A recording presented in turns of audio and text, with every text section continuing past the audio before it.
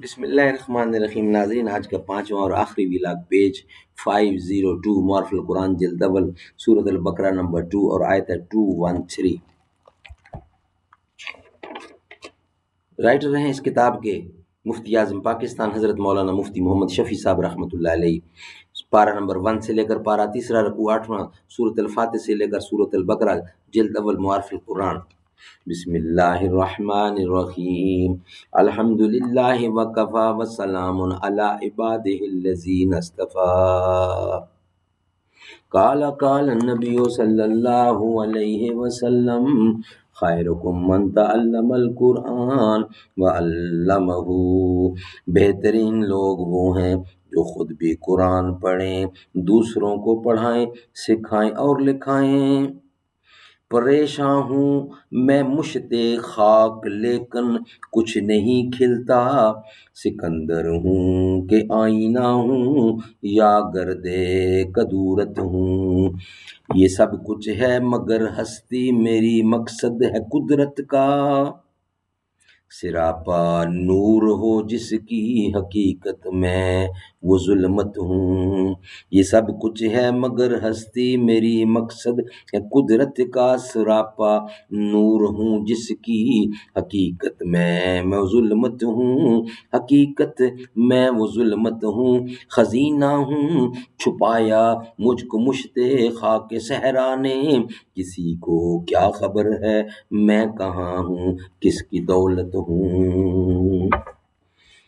کان الناس امة واحدة فبعث الله النبیین مشرکین ومنذرین وانزل معهم الکتاب بالحق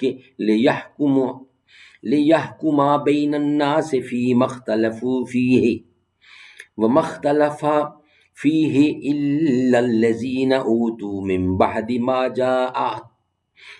جاءتهم البینات بغیا بینہم فہدی اللہ الذین آمنوا لما اختلفوا فیہ من الحق بإذنہ واللہ یہدی من یشاء الی صراط مستقیم۔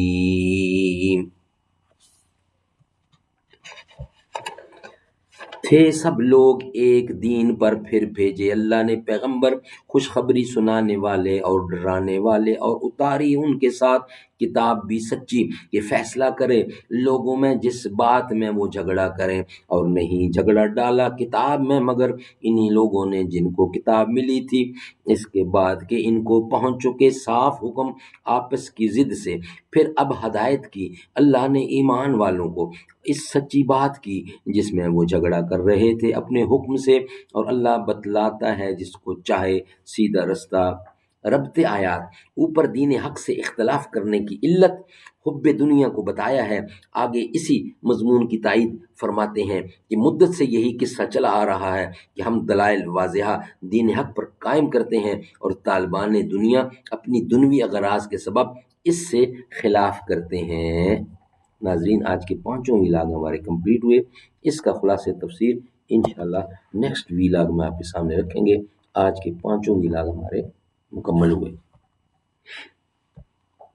کعبے پہ پڑی جو پہلی نظر، کیا چیز ہے دنیا بھول گیا، یوں ہوش و خرد مفلوج ہوئے، دل ذوق تماشا بھول گیا، پھر روح کو اذن رقص ملا، خوابیدہ جنوں بیدار ہوا، طلبوں کا تقاضا یاد رہا، نظروں کا تقاضا بھول گیا، احساس کے پردے لہرائے، ایمان کی حرارت تیز ہوئی، سجدوں کی تڑپ اللہ اللہ، سر اپنا سودا بھول گیا۔